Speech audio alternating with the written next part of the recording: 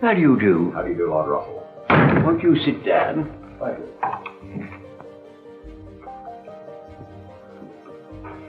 Now, what are we going to talk about? Well, Lord Russell, as you approach your 80th birthday, I think we'd like you to tell us what you think you have learned and what you think you will never learn in your career as a philosopher. Well, there are some things that I don't think I shall ever learn, and that indeed I hope I shall never learn. I don't wish to learn to change my hopes for the world. I'm prepared to change my beliefs about the state of the world, about what happens, but not about what I hope. About that I hope to remain constant. I think we might call the subject of our talk 80 years of changing beliefs and unchanging hopes. It's very difficult for anybody born since 1914 to realize how profoundly different the world is now from what it was when I was a child.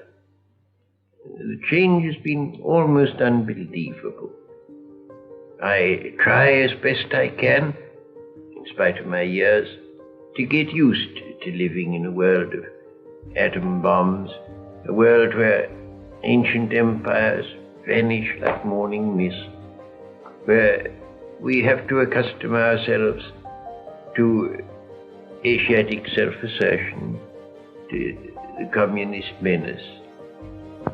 The world is altogether so different from what it was when I was young that it's an extraordinarily difficult thing for an old man to live in such a world.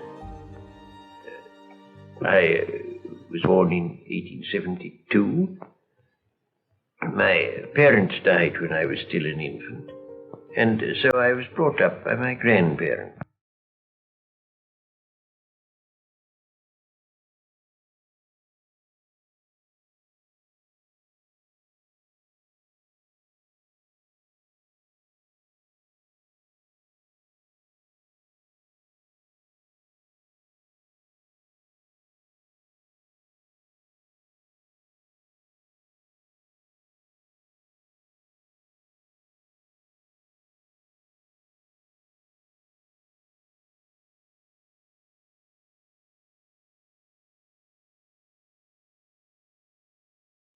One last question.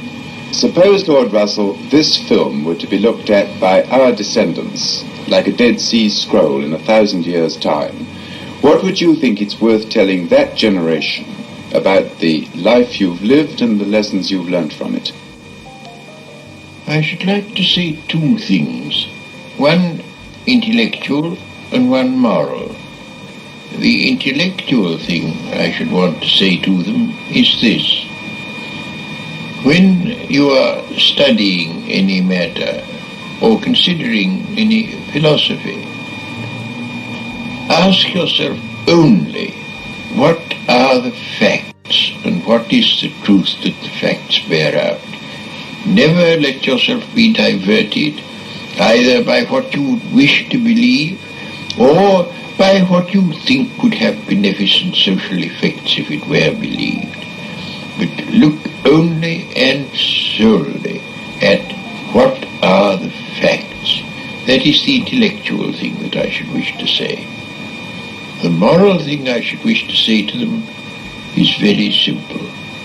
I should say, love is wise, hatred is foolish. In this world, which is getting more and more closely interconnected, we have to learn to tolerate each other. We have to learn to put up with the fact that some people say things that we don't like. We can only live together in that way. And if we are to live together and not die together, we must learn a kind of charity and a kind of tolerance, which is absolutely vital to the continuation of human life on this planet.